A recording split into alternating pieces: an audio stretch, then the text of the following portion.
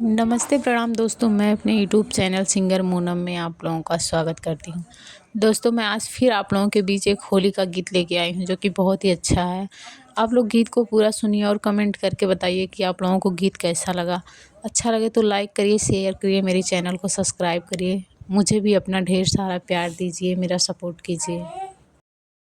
खेली देवर संग होली रे सखिया, खेली देवर संग होली। खेली देवर संग होली रे सखिया, खेली देवर संग होली। होलिया खेलत हम बाग में गईली, बाग में गईली, बगीचो में गईली। होलियो खेलत हम बाग में गईली, बागों में गईली, बगीचों में गईली। मलिया कहे खेल के होली रे सखिया, मलिया कहे खेल के होली। मलिया कहे खेल के होली रे सखिया, मलिया कहे खेल के होली। देवर खेलन आए होली रे सखिया, देवर खेलन आए होली।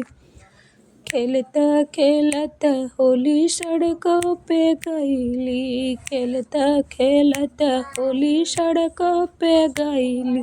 सड़कों पे गईली, पटरियों पे गईली।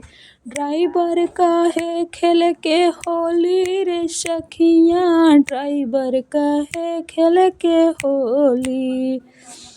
ड्राइवर कहे खेल के होली रे सखिया, ड्राइवर कहे खेल के होली।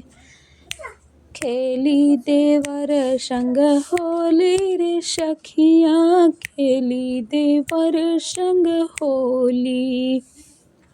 खेलता खेलता होली कुआनों पे गईली, खेलता खेलता होली कुआनों पे गईली।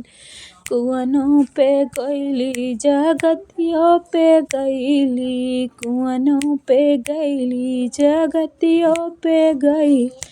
कहरा कहे खेलब होली रे सखिया, कहरा कहे खेलब होली।